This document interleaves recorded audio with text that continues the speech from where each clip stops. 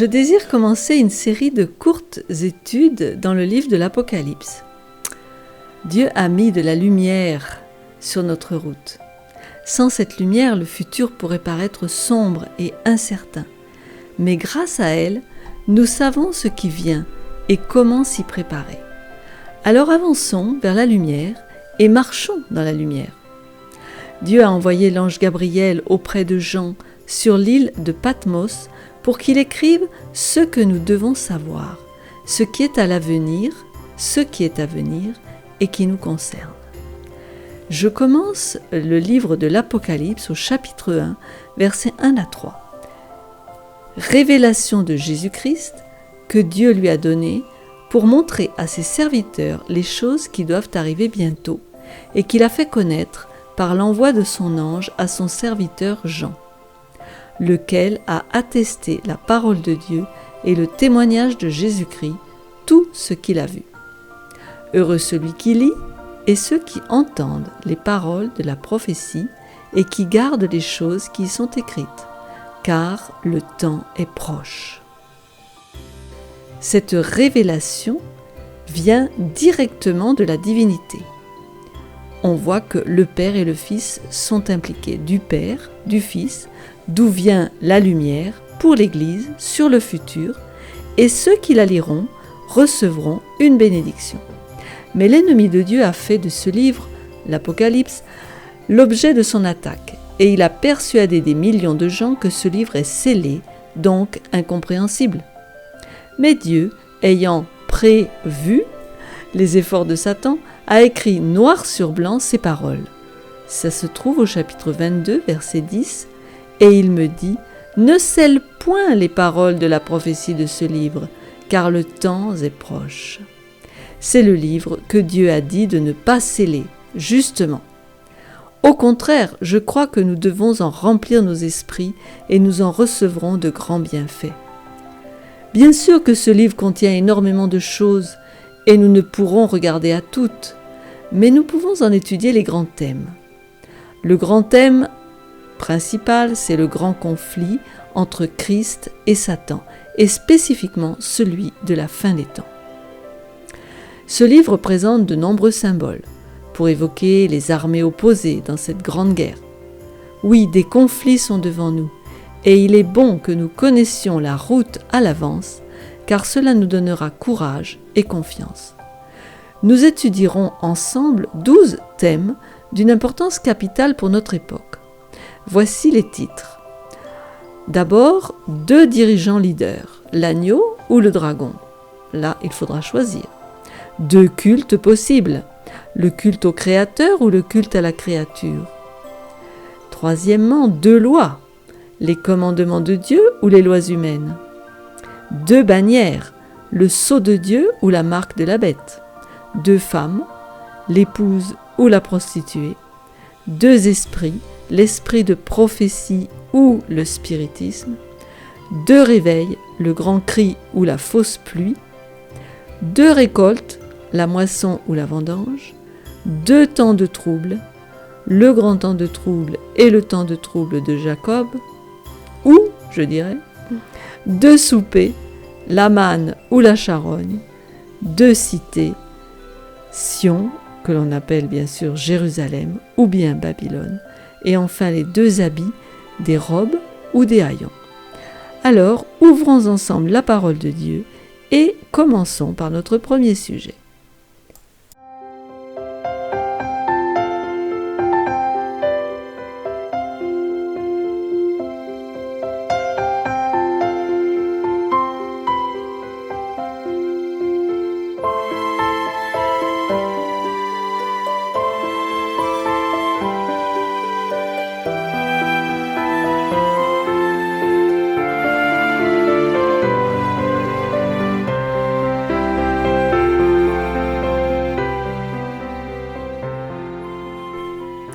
La dernière guerre terrestre. Premier épisode. 2 dirigeants leaders, l'agneau ou le dragon. Comme pour tout autre conflit dans cette dernière guerre terrestre, 2 forces seront en opposition. Tout être humain vivant sur Terre devra choisir entre deux dirigeants, l'agneau ou le dragon. Cette dernière guerre terrestre est une continuité de la guerre cosmique qui débuta au ciel entre Michael et Lucifer. Deux dirigeants qui attirèrent chacun des sympathisants. Quel était le sujet du conflit ? La soumission ou l'insoumission à Dieu. Lucifer, par ses artifices et ses séductions, attira à lui un tiers des anges, qui crurent à ses mensonges. C'est ce que l'on lit en Apocalypse 12, verset 4. Sa queue entraînait le tiers des étoiles du ciel et les jetait sur la terre. Langage mystérieux, mais tout est explicable, il faut chercher le sens des mots. Les étoiles du ciel, ce sont des anges, et un tiers des anges fut séduit par le dragon, alias Satan, ce qui veut dire adversaire. Si vous voulez plus de renseignements, voyez notre vidéo sur Satan. Dieu, de son côté, n'utilisa aucun argument pour se faire valoir. Il aurait pu détruire Satan tout de suite, mais l'essence de son caractère et l'enjeu de la controverse l'empêchèrent d'utiliser ce recours. Dieu allait prouver à tout l'univers que sa loi, ses exigences étaient légitimes et que le mal, la rébellion, était dangereuse et devait être détruite. Ce grand conflit, qui dure depuis plus de 6000 ans, tourne autour de la même polémique. L'obéissance ou la désobéissance, la soumission ou l'insoumission aux lois divines, qui sont des lois de vie. On parle donc de deux dirigeants ou deux camps, et vous et moi devrons choisir de quel côté nous voulons nous ranger. Dieu n'utilise jamais la force pour nous contraindre à l'obéissance. Par contre, Satan, le dragon, utilisera tout ce que Dieu ne peut pas utiliser, c'est-à-dire la force, le mensonge, la séduction et la tromperie. Pour nous équiper en vue de ce dernier conflit, nous devons brandir la seule arme dont Dieu dispose, l'épée de l'esprit, c'est-à-dire sa parole. Comme il nous est dit en Éphésiens 6, 17, « Prenez aussi le casque du salut et l'épée de l'esprit, qui est la parole de Dieu. » Nous devons apprendre à manier l'épée de l'esprit avec aisance pour pouvoir faire face à toutes les tromperies et les fausses doctrines qui inondent le monde. Nous devons étudier la Bible pour bien comprendre les enjeux de la dernière guerre et particulièrement les livres prophétiques de Daniel et de l'Apocalypse. C'est ainsi, et ainsi seulement, que nous pourrons choisir de manière éclairée entre les deux dirigeants, leaders. Alors nous commencerons par les acteurs du conflit. Bien, on va choisir le dragon. Le conflit à venir est présenté par certains textes de manière très explicite. Nous allons faire référence à 3. Apocalypse 12, 17 d'abord. « Et le dragon fut irrité contre la femme, et il s'en alla faire la guerre au reste de sa postérité, à ceux qui gardent les commandements de Dieu et qui ont le témoignage de Jésus. » Le dragon, symbole de Satan, fait la guerre à la femme et sa postérité, la femme étant le symbole de l'Église. Je ne reviens pas sur tous les textes qui expliquent les symboles, puisque nous avons déjà fait des études sur l'Apocalypse, et donc nous avons déjà présenté ces symboles. Je vous prie de vous référer à ces études. Je vous remercie. Un autre texte très explicite présente une autre vue de la guerre à venir. Il se trouve en Apocalypse 17, verset 14. Vous pouvez suivre la lecture avec moi dans votre Bible. « Ils combattront contre l'agneau, et l'agneau les vaincra, parce qu'il est le Seigneur des seigneurs et le Roi des rois, et les appelés, les élus et les fidèles qui sont avec lui les vaincront aussi. Ils, ce sont les rois de la terre avec leurs armées et leurs ressources. Ici, toutes les puissances du monde sont unies contre l'agneau. C'est une guerre contre Christ, c'est une guerre contre Dieu. Certains sont avec Christ, ce sont les appelés, les fidèles, et qui va gagner la guerre ? Eh bien, c'est l'agneau qui gagne et ceux qui sont avec lui. Un autre texte à propos de ce conflit géant, Apocalypse 19, verset 19, « Et je vis la bête et les rois de la terre, et leurs armées rassemblées pour faire la guerre à celui qui est assis sur le cheval et à son armée. Là, c'est la bête et les rois de la terre et leurs armées qui sont rassemblés contre le cavalier sur son cheval blanc. Alors, comment identifier tout ce monde ? Apocalypse 19, verset 11, identifie le cavalier. Et là, on voit que c'est Jésus. Puis je vis le ciel ouvert, et voici, parut un cheval blanc. Celui qui le montait s'appelle Fidèle et Véritable, et il juge et combat avec justice. Vous vous rappelez que Jésus a dit « Je suis la vérité et la vie ». Donc le chemin, la vérité et la vie. Donc il est le véritable. Donc d'un côté, une guerre démonique inspirée d'en bas, dans une attaque contre Dieu et son peuple, et de l'autre, des hauteurs du ciel, une guerre juste que Jésus conduit avec toutes les armées du ciel. En effet, en Apocalypse 19, verset 14, un petit peu plus loin, les armées qui sont dans le ciel le suivaient sur des chevaux blancs, revêtus d'un fin lin blanc pur. Apocalypse 16, 13 et 14 nous dit « Et je vis sortir de la bouche du dragon, de la bouche de la bête et de la bouche du faux prophète, 3 esprits impurs semblables à des grenouilles. » Remarquez que ces esprits impurs sortent de la bouche de chacune des 3 entités, le dragon, la bête et le faux prophète. Matthieu 15, 11 nous dit « Ce n'est pas ce qui entre dans la bouche qui souille l'homme, mais ce qui sort de la bouche, c'est ce qui souille l'homme. » Alors qu'est-ce qui sort de la bouche ?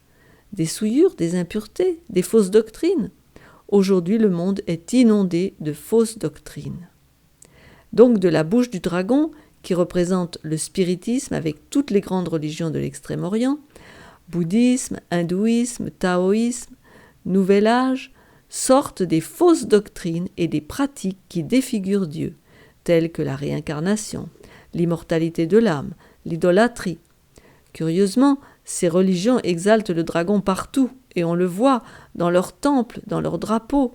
On a le drapeau avec le dragon dans toutes les représentations. Ensuite, de la bouche de la bête, sortent des esprits impurs, donc, la bête qui représente la papauté. De là sortent toutes sortes d'esprits impurs aussi, l'idolâtrie, le culte marial, l'intercession des saints, les indulgences, les pénitences, etc. Et de la bouche du faux prophète, qui représente le protestantisme apostat, sortent aussi des esprits impurs. Par exemple, la sainteté du dimanche, l'enfer éternel, l'immortalité de l'âme, les faux dons de l'esprit.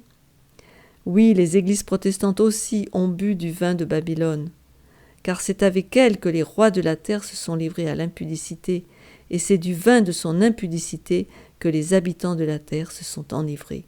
Apocalypse 17, verset 2. Les fausses doctrines de Babylone ont été adoptées par la plus grande partie des églises protestantes, malheureusement. C'est la raison pour laquelle nous devons apprendre à manier l'épée de l'esprit. Il y a tellement de fausses doctrines. Sinon, nous serons emportés par les séductions du dragon, de la bête et du faux prophète, et nous serons dans la confusion pour choisir correctement notre leader. Car ce sont des esprits de démons qui font des prodiges et qui vont vers les rois de toute la terre afin de les rassembler pour le combat du grand jour du Dieu Tout-Puissant. Oui, les rois de la terre inspirés par les démons viennent par millions de ce monde méchant pour combattre contre Dieu. Oui, nous avons compris que ces 3 symboles, le dragon, la bête et le faux prophète, représentent 3 grands pouvoirs. Le triumvirat de l'iniquité qui forme et qui formera une coalition contre Dieu. Ainsi, le mystère de l'iniquité, qui veut dire le mal, le péché, qui anime ce conflit, se retrouve dans presque tous les chapitres d'Apocalypse. Le cœur du livre est une description, par le moyen de différents symboles, de ce mystère de l'iniquité qui est proéminent dans la termination de l'histoire du monde.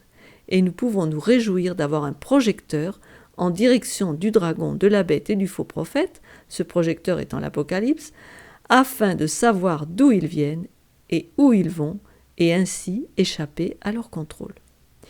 Mais je voudrais un court instant me détourner de cette persécution démonique pour penser au côté gagnant, le côté du ciel, avec l'agneau.